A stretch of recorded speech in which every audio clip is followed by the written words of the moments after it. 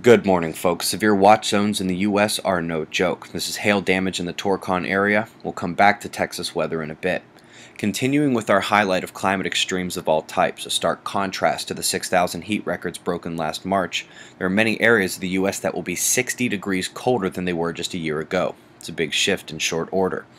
Big shifts in long order is the word here in terms of natural warming versus human-caused, although I bet the observers are able to infer how that natural mechanism could be hastened.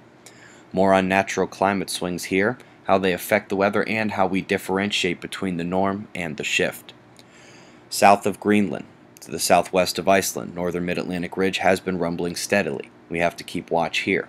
Largest quake in months to hit Poland trapped miners in a cave, but the rescue operation yesterday was an unqualified success. Got more mass animal die-offs, this time it is prawns in Chile. No cause is known at the time. This is damage from a tornado in China, a somewhat rare event. It moved east and dropped even more hail, which caused even more damage. You can tell the sun's influence is waning in the south when these strong lows begin streaking across the Antarctic boundary.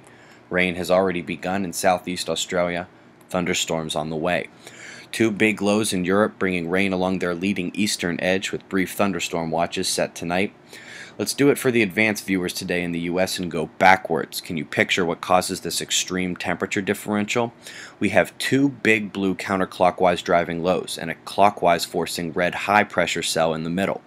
Consider the motion I just described and how the central high reinforces the southern pool of the trailing western edge on the eastern U.S. and helps drive warm air north on the leading east edge of the low sitting out west. Where this low's southern convergence exists is where Texas took yesterday's pounding. This will continue as the cell moves across the Gulf states. Let's get a quick look at the next low trekking across the Pacific. Looks strong and will spread to affect much of the west coast of North America. As always, these macro-scale forecasts cannot substitute your local warnings, so be watching. Cosmic ray density is rising on both the muon and neutron monitors, still well within safe levels. 4 days ago, the dark coronal hole set a minor wind stream our way, and after speculation about impact yesterday, I can definitively tell you it struck around 1700 UTC. The resonance had been dying down, but bounced back with PC1 pulsations of cyclotron radiation in the magnetospheric equator a bit closer to the baseline frequency. Fluxgate is bulking in the wake of the coronal hole stream, and plasma has begun to penetrate. Every magnetometer on the planet is showing the impact, energetic flux is moderate to major, and the KP index officially indicates instability. Next, we expect to be impacted again today. This time it is an interplanetary shock wave from erupting filaments. We expect weak impact, but we also expected the coronal hole stream that hit yesterday to be weaker than it was.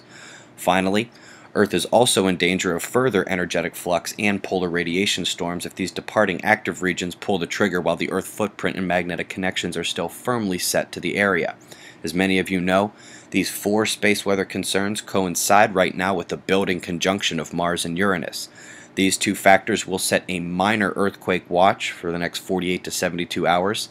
However, I am still focused on a major uptick watch for the end of March and early April, with a large number of alignments and the primary quake factor appearing ready to rock and roll. The umbral fields clearly show a gap between the fields on the left side where the red coronal hole is indicated.